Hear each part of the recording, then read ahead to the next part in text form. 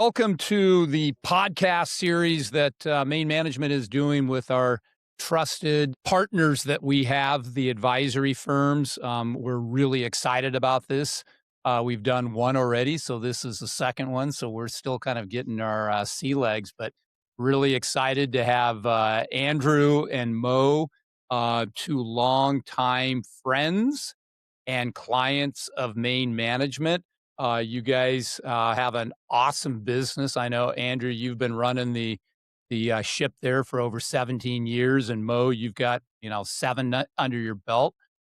What I thought maybe before we kind of go into it is, why don't you guys kind of give a little bit of background about your value adds that you give for the clients, just kind of a high level and your practice. I know we both share a very near and dear feature for both of our firms. We're all about client first and exceptional service. And I can say firsthand that last month I was at your annual conference, and I got to tell you, I was blown away by the depth and breadth of your clientele that you get there. I mean, you've got some phenomenal people. And then what's really an attribute for both of you and the rest of the firm is the trust and respect that they have for both of you and for what you've built and what you do on a daily basis. So, Andrew, why don't you give us a little 30,000-foot pitch, and then Mo, you too.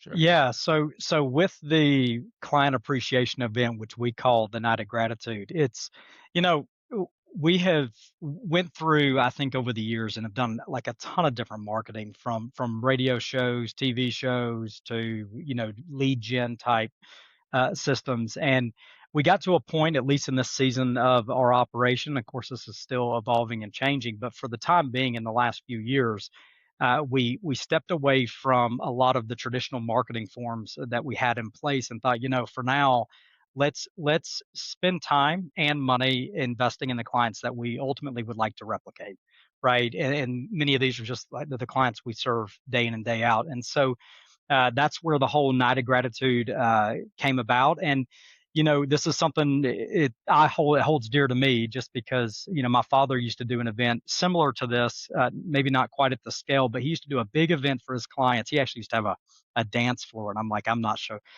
Mo always asks, I'm like, I am not, I'm not bringing out a dance floor, but I just remember going, in even before I got into the business, going to his event, thinking, man, this is pretty incredible. People just, completely outside of the money, coming together, enjoying great time and great fellowship, and just really, getting to have a relationship outside of just business. And I think it connects with our industry tremendously, because obviously the way that we position ourselves in relationship with our clients from a business aspect, I mean, it's we're all things financial, and when you look at that, it relates to all things personal. And so it's just a time to recognize that, to invest money in it. And so yeah, Night of Gratitude is just kind of the first event, and ultimately our biggest every year. So it's incredible. We love it. So I know, Andrew, that when you were younger, I believe you traveled around a lot. You moved around a lot, given that your parents were both missionaries.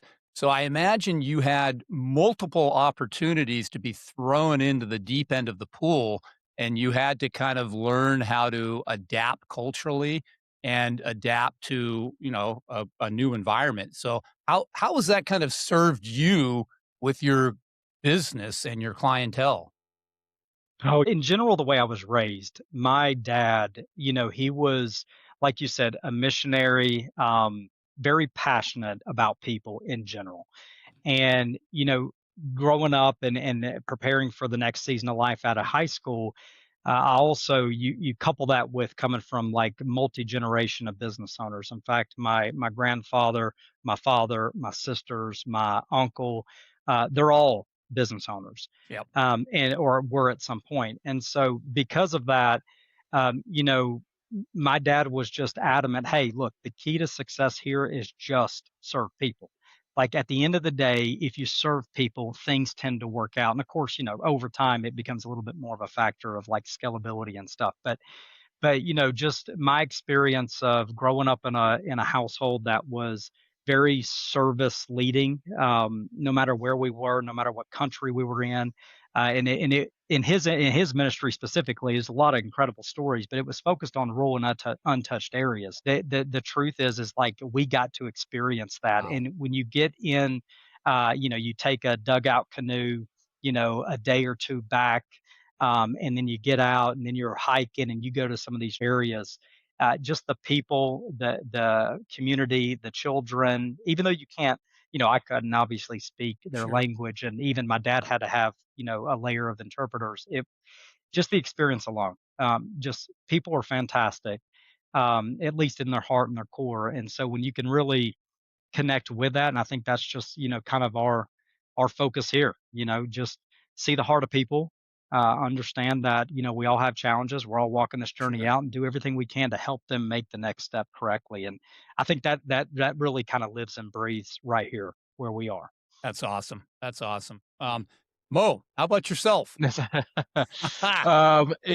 if we go back to the night of gratitude really quick, for me, this was the second year we did it. So Yep. thank you, Kim, for joining us. Oh, it's a pleasure. And when we were thinking about putting together an event for our clients and some way of giving back, we thought about this event and how can we get all of our clients together in one room and just show them our thanks.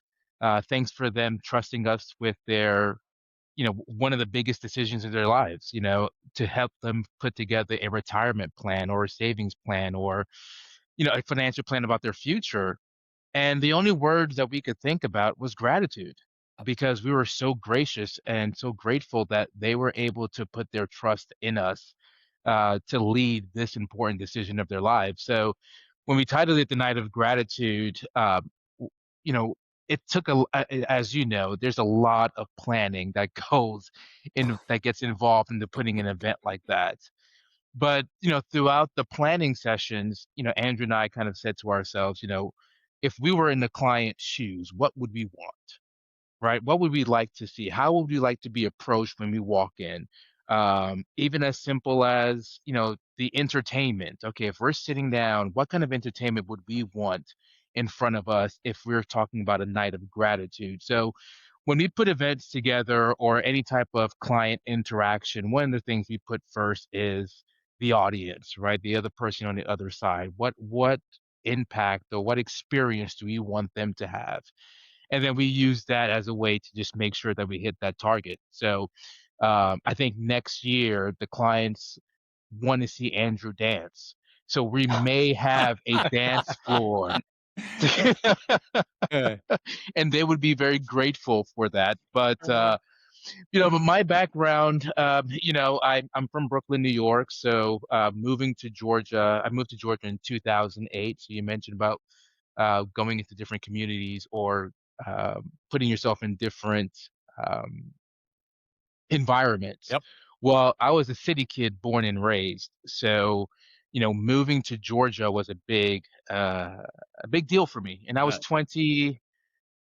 say I was 27 when I moved. Yep. So New York my entire life, to the point where I was 27 without a driver's license. Wow. So when you start thinking about things that you have to adapting to a culture of, no subways or walking, you have to incorporate a car everywhere you go, but also in a state, in a city where I didn't know anyone Yep. and we're in a business of relationships and I was working with another firm at that time, so here I am a newbie in a new town, Yep.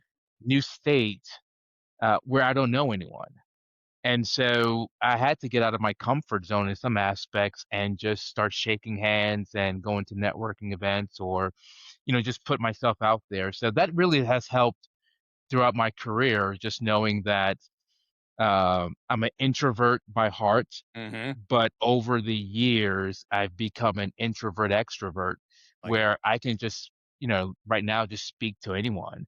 And that has really been able to help scale a community within our clients because, whether Andrew has led the conversation in the first place with the client Yep. or I've led the conversation, um, we can just converse as family, as I even mentioned in the United Gratitude, that we consider of our clients family. So, Mo, were there any previous learned experiences before you got out to Georgia that you leaned on that kind of helped you in that situation that, again, it sounds like you threw yourself into the deep end of the Yeah. pool too? Learned experience. I would say grit. Yeah, there you Being go. in New York is a very I grew up in the 80s and 90s, and especially in the parts of Brooklyn where I grew up in, it was very tough. Yep, And so, it was just grit. yeah, There was, and coming from immigrant family, yep, it was you just grind and you yep, just make no excuses, and there is no laziness, right? You just if you say you're going to do something, you do it. yep, And so when I made the decision to move to Georgia, the first 3 months I went home once a month, and out of comfort, sure. out of boredom, right? I didn't know anyone. I was walking everywhere, and it just wasn't the ideal place. But I said to myself, you know what? I made a decision. I made a decision to move to Georgia, and I'm going to stick it out and give Good. it some time. So so I moved in November. So after like January, so New Year's, I said I'm not going home for at least 6 months. I have to get my feet wet. I have to get established here, and I did. So I guess that grit Yep. is really what helped. And I love it because, as you are a testament to, grit creates solution. And Mhm. and that's what I find people that I love that have grit is like you said, you meet an obstacle, you don't bend. Sometimes you gotta go up and over, sometimes you dig a trench under it, sometimes you forge your way around it. Whatever it is, you find a solution and keep moving Yeah. forward. So, that is For that is sure. very, very cool. So, maybe, I'm curious, you guys, family business dynamics.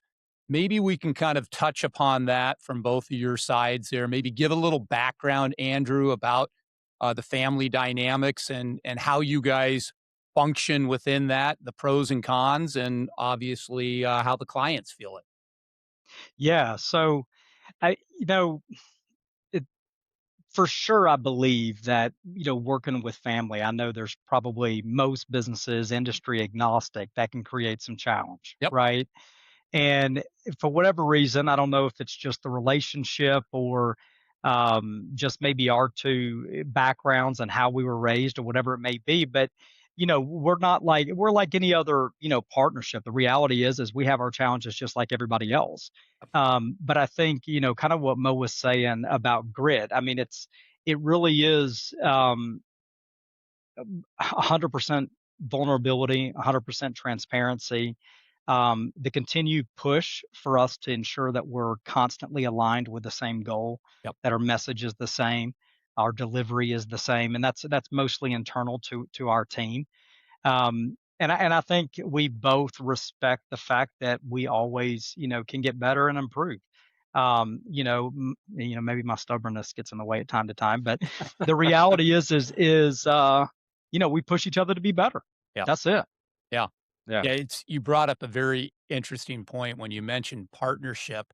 I always point out to people that whenever you have more than one person involved in an endeavor, there's compromise, there's teamwork, there's all of it. And some people think in their minds, and I know this is being kind of very generic. They think, oh well, that doesn't really start to kick in till there's four, five, six, seven, eight. No, no, it kicks in when there's two. 2 is the Right. is the tipping point. So anything above 2, you have to have that partnership, that teamwork, a Hmm. compromise. You have to have periods when one of you are going to have a big speed bump, and you gotta have a good partnership that you're able to kind of lean on that person because 'cause they're not always 50-50 in the kind of output because we're not all linear the way we go. So, Mo, maybe taking that thread and pulling it a little bit, how do you guys deal when there's adversity that comes along? How do you lean on each other and the rest of the team?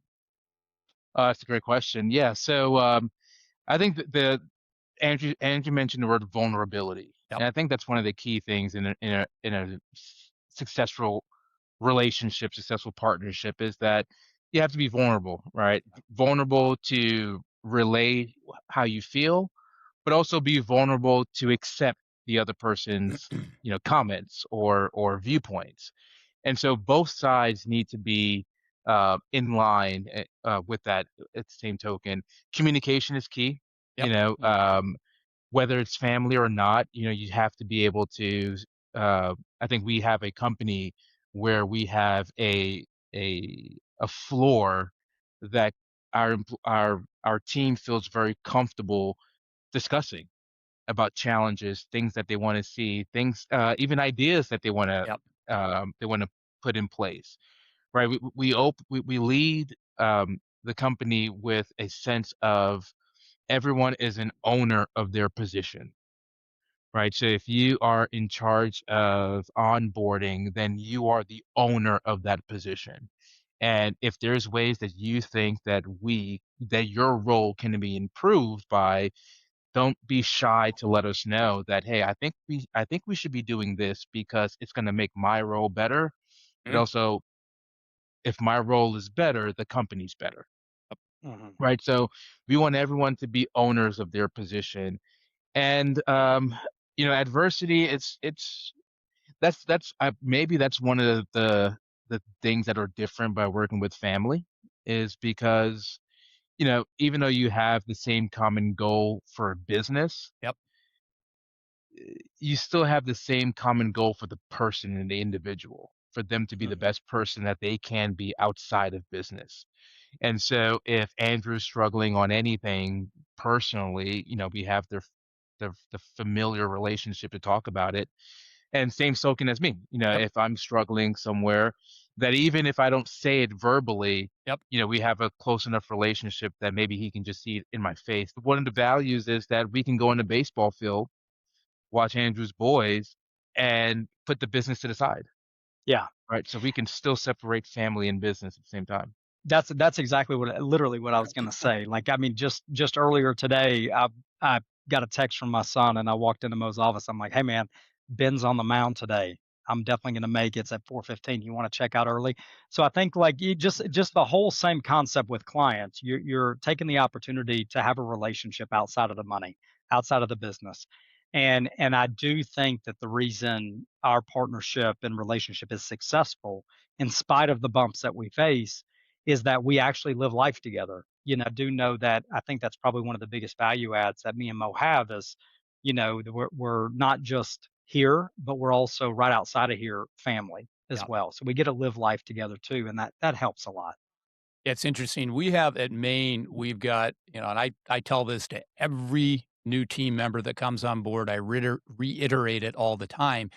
You have health, family, then business. Because if you don't have Mhm. your health, you can't take care of your family. If you don't have your family, you don't have that structural foundation to be able to be the best that you can be.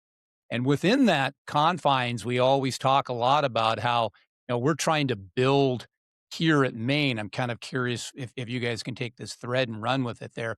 We're trying to build the best of a functioning family and a franchise sports team because we know a lot of families are not well functioning. And I think it's because there's that lack of transparency, authenticity, vulnerability mode, just like you said.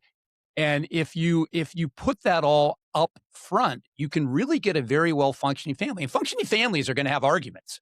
Partnerships are going to have Mhm. arguments, but Mhm. those should lead to resolutions and then moving to a higher ground. And then we all know the stories about dynasties in sports. They don't last for long. They don't last for long. Why? Right. Because they're not well functioning under the cover. Chicago Bulls Mhm. is a classic example. Scottie Yep. Pippen and Mike Jordan hated each other. Hey, they get 5, 6 years of a dynasty, but that's it. Then it blows up. So we try to figure out ways if you have that well functioning family where you've got honesty, vulnerability, transparency, then you can try to build it into a durable franchise. And it That's right. sounds like from some of the things that both of you have said, you guys are clearly on your way to doing that. Yeah, I mean, it's a work in Yeah. process. I mean, we literally were talking about, some of the stuff this morning, and, to your point, the one thing that we were discussing is how does a company as small as ours eliminate this, the statements you might hear from staff members that are like, I feel, I think, I believe, a lot of things that can kind of get in our heads and create Oh, yeah. these lies that ultimately don't exist, you know? And then as a business owner, how can you recognize that, feelings may be real, but they're not always true? Yep. And I think the biggest key to that success is obviously trust and communication, Yeah. because otherwise, if me and Mo didn't have the hard conversations, Yep. then he would begin to leave every day feeling a particular way that I may not intend him to feel, or vice versa. And so, yeah, I think once again, just being willing to embrace the rawness of the Yep. relationship, to ensure that the focus ultimately is that we both get better over time Yep. as people. And as long as there's trust there, then we can receive that from each other. And if not, we got to work on Got to work. Yeah. Yeah. Mo, what are you And thinking? yeah, and it goes, I go back to putting the client first, Yeah. right? I mean, our clients are entrusting us to make decisions and make actions. And, you know, part of that, part of that uh solid relationship or solid community that we've built within our organization is also for not just for us as better individuals, but so we could be better advisors for our clients. Yep. And so everything that we do at the end of the day has a core output of putting our clients first. And if there is a disagreement or if is a uh, we can't sweep anything under the rug because if we sweep something under the rug, the client's going to trip over it, and Yep. so we can't do that. So we're always constantly evolving, not as just people, but as an organization. So, Mo, Yeah. you talked about technology. I assume you guys are going to have an opportunity, as you always probably do, to kind of upgrade technology, embrace technology. Why don't you kind of walk us through a little bit of that? Maybe how you guys are incorporating new technology, whether it's AI software in different areas, but how you use that. Because I know one hard thing inside of businesses is you have a lot of clients that you're servicing. So how do you use technology to be able to leverage that service component, but still make sure that the client feels like they're the most special person in the room? Y- y- We embraced, I'd say, major technology, if you want to call it, in 2020. We were forced due to COVID to Yep. shut down one of our offices and go virtual. Yep. Now, 6 years later, Zoom is on everyone's lips. But back then, Zoom was a Yeah. little, it was, not everyone used Zoom, especially It for was edgy. business. It was edgy, Yeah. right? But what that allowed us to do is one, continue serving our clients, but also to expand our reach. So we could go beyond Georgia, we could go beyond Cartersville or Atlanta because, we were limited before, limited geographically, but I would also say limited maybe in the mindset that all we could do was service clients that we could tangibly, like we could actually touch and physically touch. But that allowed us to have clients in Alabama Yep. and California. Now we have clients in Italy, right? It Wow. so the simple things as Zoom has expanded our business, Yep. but we've embraced AI and we're constantly learning, whether it's Chat GPT, Claude, Perplexity, Gamma, all the different.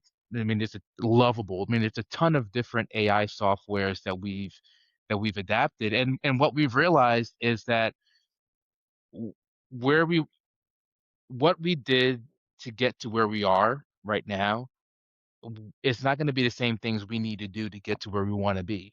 Yep. And right now, AI and technology is moving so fast. So one of the downsides is you can get very comfortable with one software, and then a month later, it's like, oh well, here's another one that does the exact same thing, but maybe just a little better. And now you have to kind of like relearn it. Yep. And if we're not embracing it in some way, shape, form, or fashion, we're going to be left behind. How are you So measuring on that AI the time save and the productivity lift? Are you able to kind of, because the old adage, if you can't measure it, you can't manage it. So are you able to get demonstrable kind of evidence that you're getting time save and productivity lift? Andrew, you want to talk about teamwork, maybe? Yeah. So this goes back. We started using a project task-driven software that added a lot of like um, analytical data that we could measure the productivity and the time uh, cost it would take for a staff member to do a particular project, Yep. right? And we implemented that through Teamwork, not really a software designated for our industry, but nonetheless we were able to make it work. And we're always too when we engage with a company, because we use 21 different applications here, Yep. because we do offer a full suite of offering for business owners, and we just released that along with individual and family wealth. And so when we're looking for a software, we're always trying to ensure that the company we're working with is as innovative and is as pushing the envelope as we are. And so Teamwork, we went that direction. We made it work for us, but it has the ability, almost like from a ticketing standpoint. So when someone sends an email or when a task is launched, at that point we can measure the moments that a staff member spends from start to finish on a given project or task. And so that allows us to set the basis of what we know to be true as far as time spent on any given item. And now we overlay technology, as most talking about, to be able to ensure the efficiency and the proficiency of that new technology. I will say, like, to kind of second Mo here, Yep. I'm a big believer that 2026 is will be a year to remember for every business, Yep. specifically small business. Once again, I think this is industry agnostic. I think we're at a point right now where um, you have to be different and you have to do things differently and you have to be willing to embrace the change. And if you don't, I think in a mere 12 months you'll be too far behind. Yep. So what we started doing is we started questioning literally every single system we use, Yeah. and started pushing the envelope of what can it do, what should it do, and what do we need it to do to make it do better. And we kind of govern this whole thought process of where we're headed with, we want our staff members to shift from being doers of work to be directors of work. Hmm. That's our default. And then ultimately we believe that data, as far as like proprietary information, client information, is one of the greatest commodities one can own. And so like you see a lot of these companies that are kind of branching off from their core. So like maybe it's a scheduling software Yep. that's now wanting to add a few more features just because of technology. Well, for us, we're now constructing and getting very close to the full deployment of a full internal operating system that Wow. basically allows us to cherry pick the best of every system and software we use, because we have come to a conclusion that ultimately we have something that a lot of people don't have. But what they don't have is the planning feature. What they don't have is the scheduling, or what and so what we have the ability to do is literally take every single part of what we do, the planning, the scheduling, the accounting, the bill pay, the money management, like you name it, and build our own ecosystem. And I will tell you, like, my honest opinion, every business owner, they Yep. should, if not, they better be on the bandwagon. I think it's a season to embrace. Matter of fact, we told our team this morning, look, I know you guys are probably tired of the change. Get over it, Get because over it. because we will change consistently as technology continues to improve, just to keep us competitive. Yeah. Yeah. I mean, I would echo, we're in the same mindset. I think 2026 is a very pivotal period here. And it's ironic if you look at, you got three boys, and, I look at three of my five kids that are in high school, and the public high schools, like, put up a roadblock for kids to use AI. And as you're saying, and as I'm saying, it's like, if you're not using AI when you're in the real world, you ain't going to have a job. So Right. it's just shows that disconnect, but it's also the speed that happens. So one other thread before we kind of get a couple concluding comments here, is That technology is awesome from your internal standpoint. I'm curious, two things. On the external side, how are the clients reacting to it? It would seem like they're probably getting a better experience, but I'll let you kind of fill that in. And then how do you manage the kind of, do you have a tier system where you've got platinum, gold, silver? Or how do you kind of manage the tiers of clients? Because all clients are not created equal. We all know from ourselves there. Sometimes you go into a restaurant and you're like, why'd that person get the corner seat there and they seem to have better service? Well, they go there every single night, as Right. opposed to, Yeah. somebody going in there once every 12 months. So, maybe talk a little bit about that. Yeah.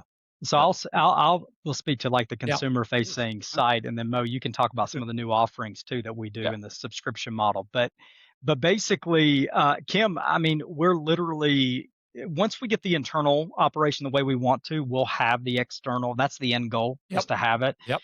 So I couldn't tell you that our clients are actually getting to experience it just yet. Gotcha. Yep. Our intent is this, though. I believe, because I think we have the same problem. Clients face the problem of fragmentation. Yep. That's it.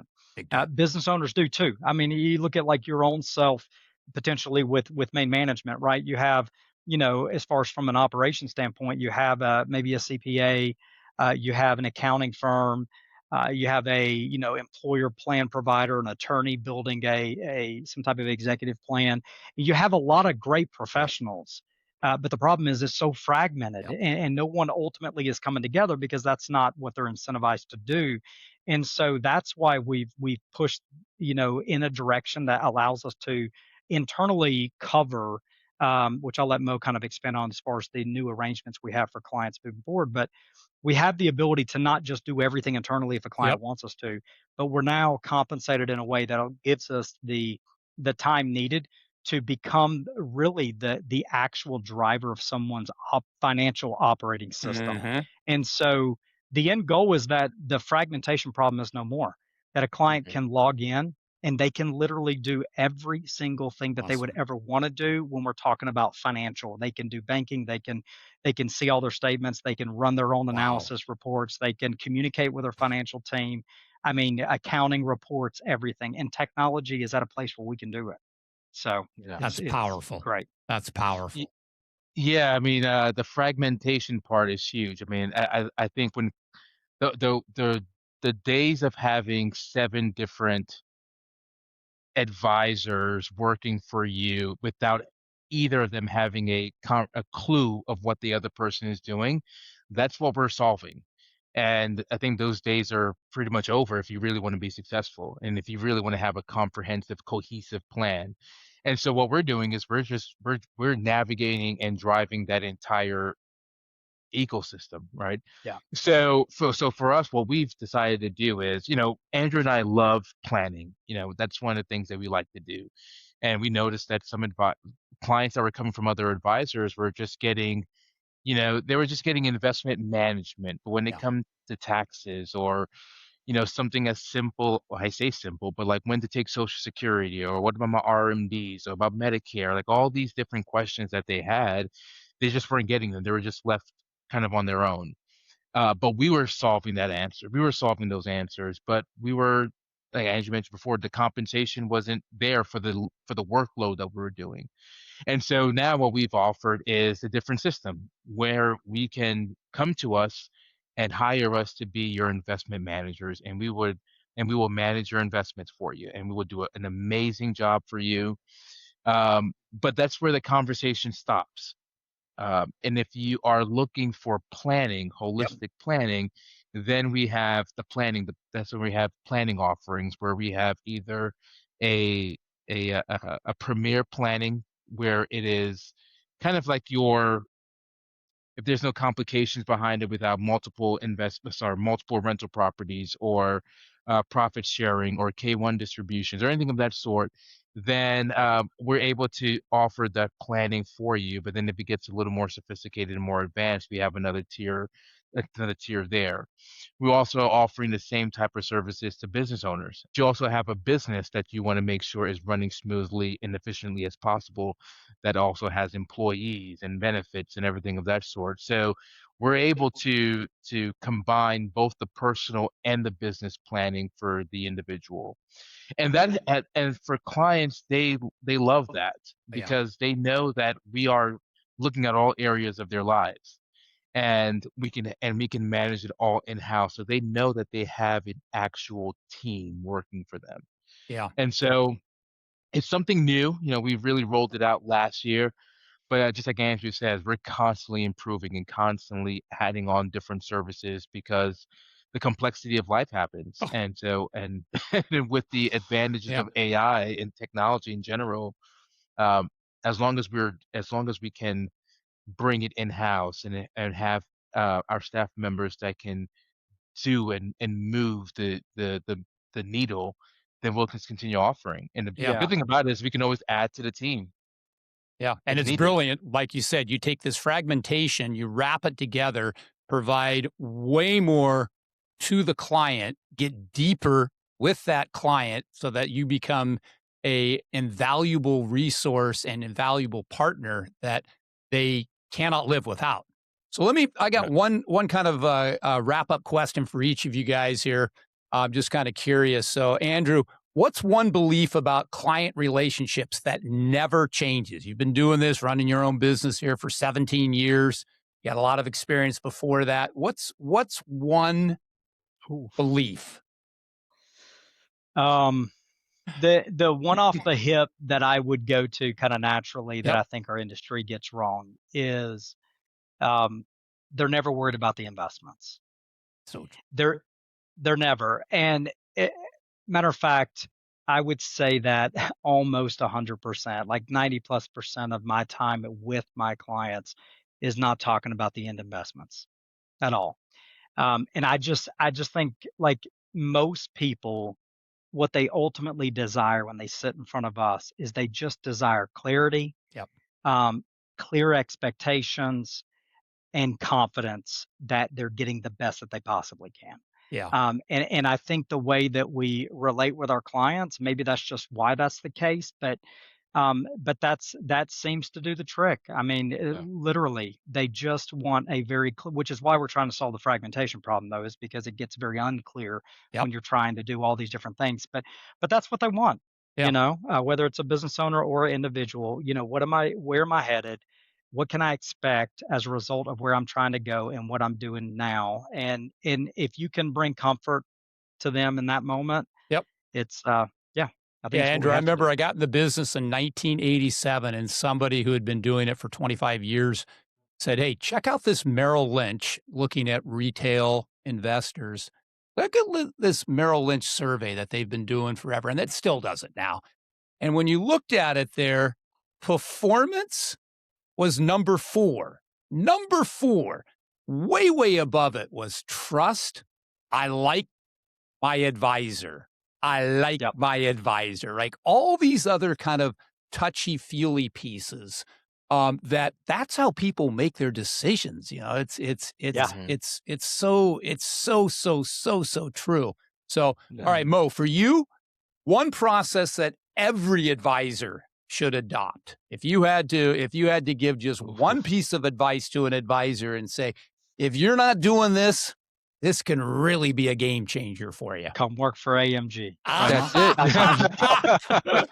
Boom! Let's go. Yeah. Boom! Drop the mic Oh, on that. I there you like it. go. Yeah, there it is.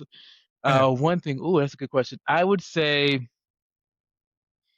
if i- if you're not constantly trying to improve yourself in different ways, whether it is embracing technology, if it is, reading up on different tax laws, if Yep. it's reading a new book to better to better improve yourself, if it isn't taking care of your health, Yep. right? I think every Yeah. advisor needs to at least make him or herself better than they were the day before Yep. in whatever area it is. So I think that's what it is. It's Yep. just constantly find something in your life that you can improve in and just be a better version of yourself than you were the day before, because that's what's going to propel you to be a better advisor for your clients. I love it. I'm going to add one other thing on my end. if you look at a lot of successful businesses and business people, they have one, there's lots of common traits that people look at, but there's one that's very persistent. And that is they take the long-term view, that they look at things as a marathon, not a sprint, because they know a bunch of things will happen. They'll get much, much better with their processes as they evolve. That's going to be a better experience for the client. There's also, from the market standpoint, you know that it's a compounding game. It's a compounding game. So Right. people that are trying to, swing for the fences, those can be swings and misses. And it's all about time in the market. And over the long haul, as you develop deeper relationships, as you talked about, Andrew, you can take that fragmentation and then package it together and get much, much deeper. It's harder to do that when if you've got high turnover for your clientele base there. Yeah. So I Yeah. think that we're in a marathon. I think the two of you guys are building a phenomenal business, and we're really excited to continue the partnership that we have and continue to build on it. So really appreciate your guys' time, and best of luck for, like you said, 2026. There's a lot of moving parts, so it's good. It's Thank you time. guys. Yeah. Thank you too, Kim, Thank so you much. for sure. Thank you.